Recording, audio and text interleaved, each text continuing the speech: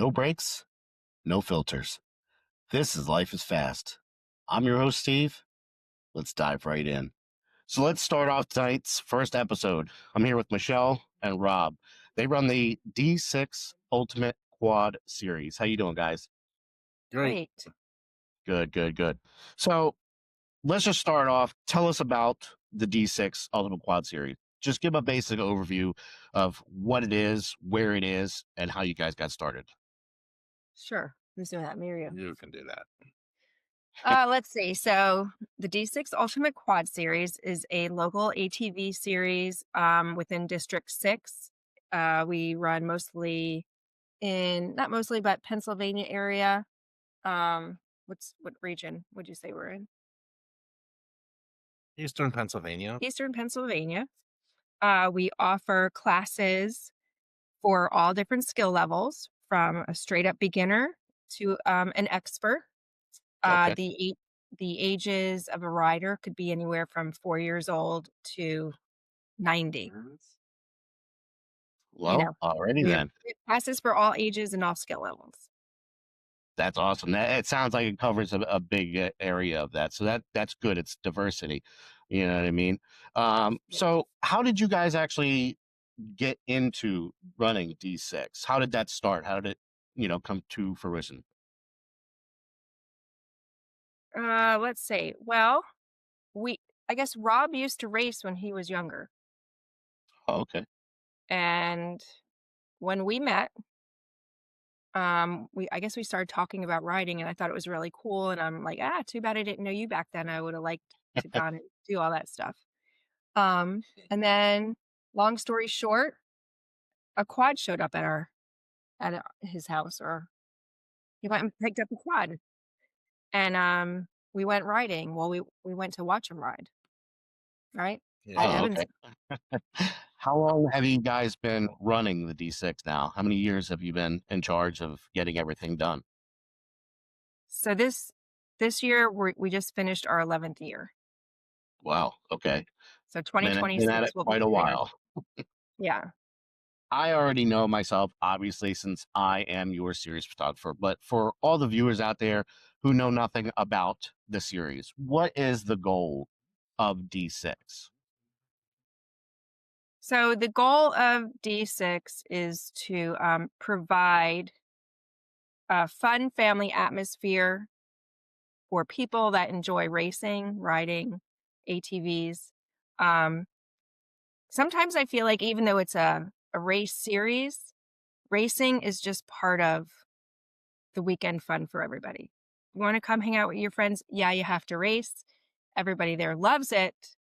But for the most part, I think the weekends are just, a good, memorable time that people are going to look back from years from now. The friends they've made, um, the stories that they'll have, stuff like that. I can say I completely agree with that. I know since I started my own journey in the motocross community, it's not just a community, it's not just a race event, it's a family. You Yeah. really become close knit with a lot of people. And even though you guys are on the track and you're battling, the moment you're off the track, that all goes away. And I love that about the motocross community. And I see it even more so with the ATV riders, because I actually started with dirt bike races myself. So I've seen both sides, but it seems like the ATV community has just a slight advantage of being more of a close, tight knit family on and off the track. So, in your opinion, where would you like to see this go in the next 5 years? Another thing I try my best, and I try to make it worth coming to the track and the series for everybody.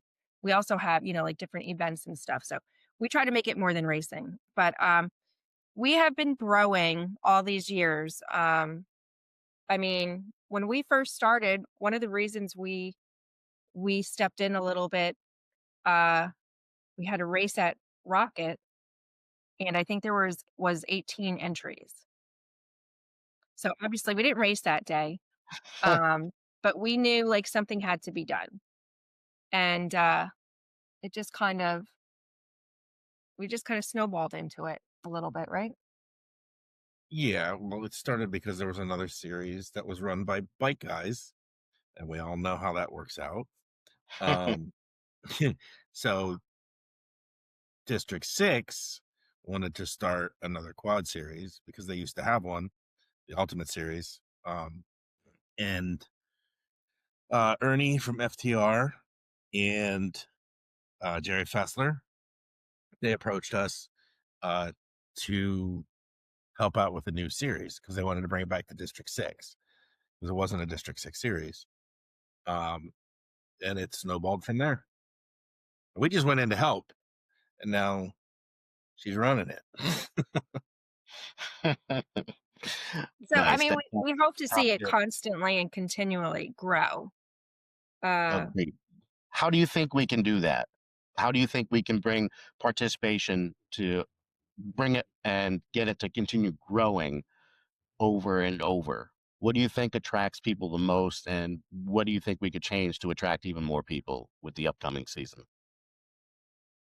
so I mean, as much as we're all there for the fun and the family and the racing, I mean, everybody wants something out of it as well. You know, um, I think the banquet is a huge part of a series. So I should say, we really put a lot of effort into making sure that, the banquet goes well, that people are happy there, they have a good time, that it's a nice place, and that they walk away with something to show their accomplishments for the year. Um, so I think that's part of it. The tracks that we go to are important. I think that brings people out. Um, the competition, you know, District 6 has some of the best competition in the sport. You look at nationals and a lot of the national champions, um, and top podiums are all district, not all, but a lot of them are District 6 riders. So I think our series has great competition. And I think that helps. Awesome. Now, I took a look at our upcoming schedule, and I see we have a new track on there. I know there hasn't been quads on that national track in uh, quite a few years. How did we get that track this year to start our season? Well, part of what I do is I'm on the board for District 6. That's number one. I started out just going to meetings. Then I got on to the board just as a board member, and now I'm the vice president. Um, it's taken a long time to get some of these tracks to allow us to come out and race. Happy Ramblers, it took us like 5 years of me building up that relationship and confidence in them to have us. And they said one day, you know what, let's give it a try. And they were very happy with our event. They love our people, they love the way the event goes, and they invited us back. Same thing with Field of Dreams. I ask the tracks every year. Uh, Sometimes I anticipate the no, but I'm always hopeful. And this year, they wanted to see what we have for them, and they invited us out. So we're heading out that way. Nice. I know a lot of people are excited, especially, I'm from New Jersey. That's a close track for me. And I know there's quite a few of us that are around that are actually looking forward to getting onto that track. I used to ride there a little bit myself, not race though, because that's a whole nother level with you guys. But I'm excited for a close race for us. Um, Now, in regards to some of the other tracks like Sleepy Hollow, I know we have a Triple Crown series, just like the other pros. How does our Triple Crown event work? So, back to Field of Dreams real quick. The Field of Dreams is also very excited to have us. Uh, we used to ride there. There was a prior owner, and since when we were there last, it switched hands. So they've owned. I don't know exactly how many years they've had the track now, but They're doing great there, and they're excited to have us as well. So they're definitely looking forward to us. Um, Sleepy Hollow Triple Crown. So that all started when we weren't getting tracks, and we were going to be at the same track multiple times. So that was where the Triple Crown derived from. Having 3 races at Sleepy, we needed to give it a purpose, but it's stuck, and everybody loves it. So it's 3 rounds at Sleepy. You have to enter all 3 rounds in order to be eligible, and we crown a champion after that 3rd round. Okay. So it does work pretty much the same as just like pro dirt bike riders. They have a Triple Crown series and they get their own separate awards from that. That's awesome. I know we have X number of races and there's certain number of drops. Can you explain to the people that haven't been racing, how does that part of a race series work? And at least in regards to our series. You need to be at least 6 rounds in order to be eligible to win an award at the banquet. And your best 7 races out of those 11 races will count. So your 4 worst races will be dropped, and then your 7 best will count. And if you like, let's say you didn't go to a race, that would be a drop, at the end of the year. If you had a bad finish, we look at all of that and we just actually the software kind of just boots out your worst 4 Okay. results. One thing I've heard is some people are interested in like a battle series, so to speak. Do you think we could get another ATV series to come against us for 1 or 2 races and somehow do a battle event weekend or something like that to try and promote the series and the sport more to grow? What would your thoughts on something like that be for the future? I'll let you answer that. We have brought it up um, Lots of times. lots of times.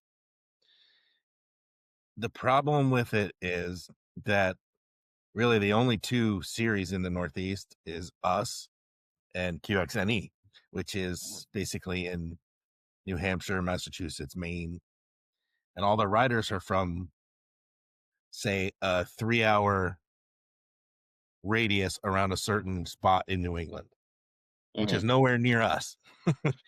So the problem is that some of their riders to come, even to, if we would meet in New York, some of their riders would have a 9-hour ride. Gotcha. That is That's true. New England is quite a hike up Location, there. location's hard. location is hard. Now, if they were 300 miles south, it would be a lot easier. Or if we were 300 miles north, whatever, it would be a lot easier. It just, they're not comfortable and we're not comfortable because we do have people from Maryland. So if we have to bring them up to northern New York or somewhere closer to them, we're going to ask our people to drive 9 hours. And we have to remember that it's a local series and we try to keep it As local as local. possible. I mean, we do go, well, now 4 states, right? Yeah, Maryland for Budds Creek, Yeah. Pennsylvania, Pennsylvania, New York, and New Jersey. New York, New Jersey. Gotcha. And I know for the national series, that's a whole nother ball game when it comes to quad racing. How does our series intertwine with the national? I know we have a couple rounds. How does that work as far as our racers scoring for our series, even though they're racing with the national riders at the same time? This year. So that's a kind of a good question that you're bringing up. Typically in the past, we bring our series to that national event, and for the weekend, the racers would race against everybody, and you score accordingly that day. And I'd go back home and go through all the results and pull out just the D6 riders and then replace them. We're not going to do that this year. It's a lot of work. Sometimes I miss people, not often, and they usually catch it and tell me, but it's a lot of work. And it's also pretty hard with the vet classes, because the vet classes have skill levels as well at nationals, where we only have 1 class. So in our vet classes, A, B, and C riders ride together. At nationals, there's like a 30 plus A and then a 30 plus B. And I think they're combining it this year somehow. A, B, right? A, B, They're doing A, C, B, and and A, then B. C.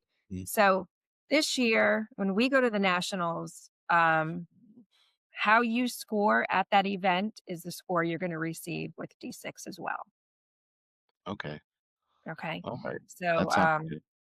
Are there any other changes for our series coming up that you want to let our viewers know about ahead of time?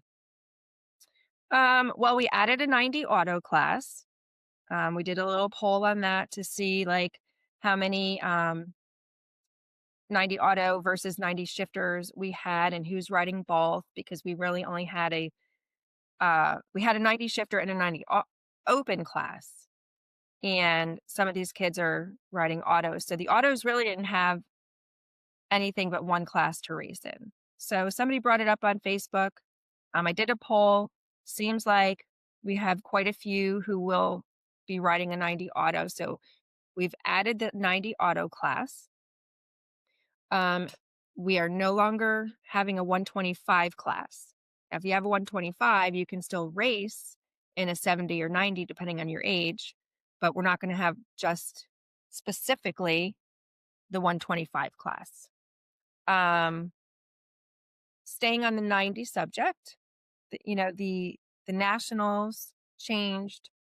Well, Well, tentatively. they tentatively changed the 90 shifter class to an 85 shifter.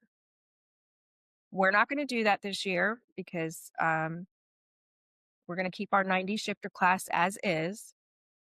If the nationals sticks with their 85 rule, the 90 shifter won't have a class at nationals. It would just be considered a drop for the year. Um, so hopefully I explained that okay.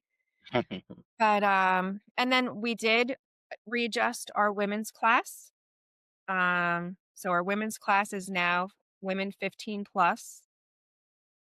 Just it'll be called the same thing that they call it at the nationals. So you'll have to be 15 If plus. you're 15, Yeah. you can ride a 250 in the class. Yeah. And over 16, you can ride 450. Gotcha. Are there new any AMA rules this season coming up? The only rule I have to check is the chest and back protector. So 2 years ago, I think they implemented that it was a mandatory requirement that a youth rider wear a chest and back protector. Mhm. And I saw a change on the national rule for that all riders. So I'm not sure if that's just a national ATV supplementary. Did I say that word? Supplemental. Supplemental rule, or if it's an AMA rule. So I have to follow up on that.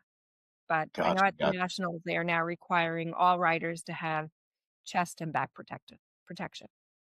Gotcha. And if And gear is very important. We've all seen our share of bad situations, and gear is definitely a top priority for the riders for sure. So I can understand that absolutely.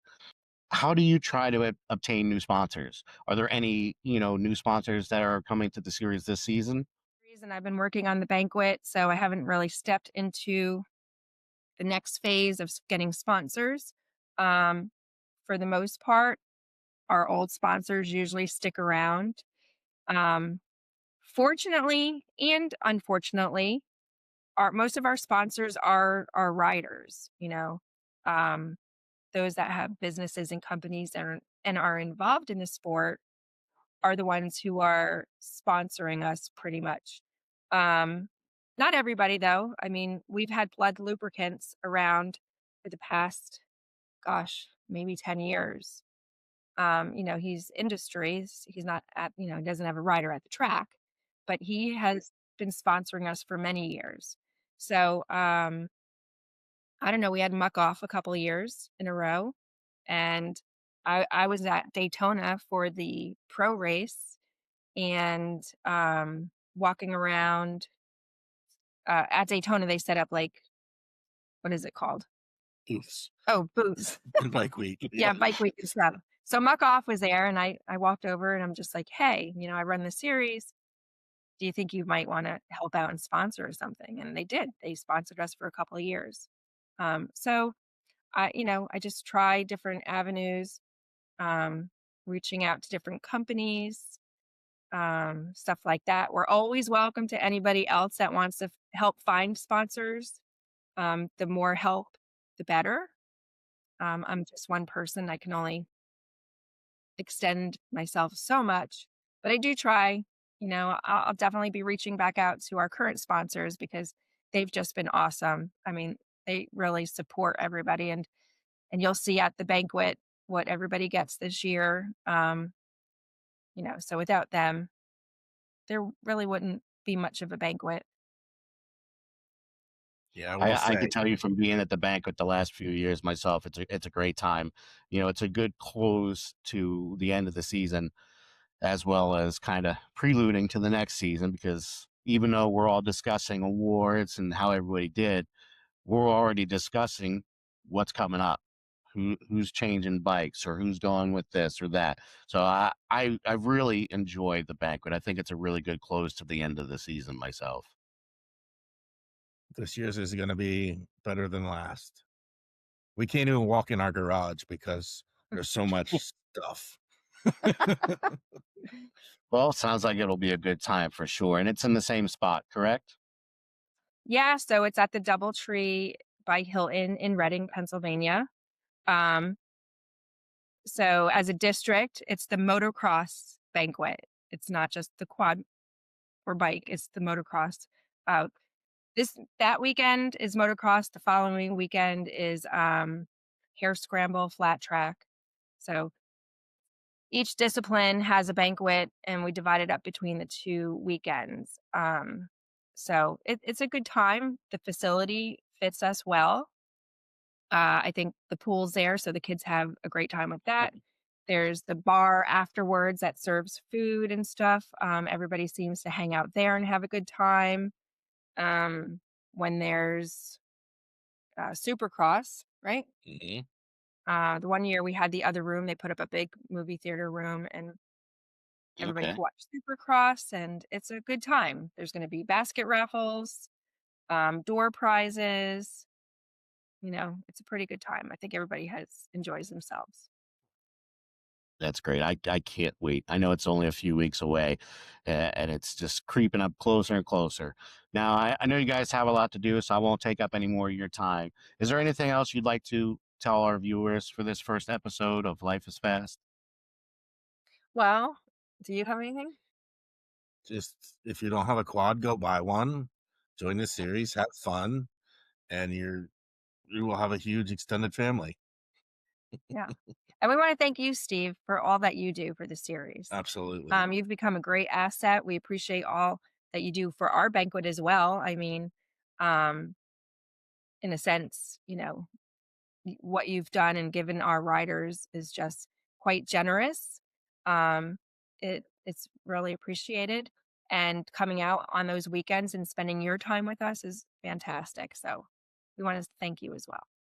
You're absolutely welcome.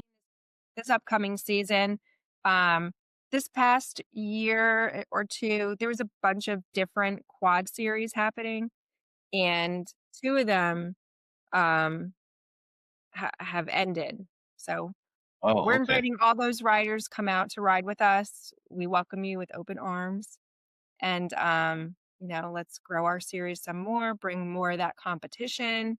That's what everybody wants and loves, and I think it's going to be exciting to see some new riders this year. Always is, and it's always great to see the returning ones.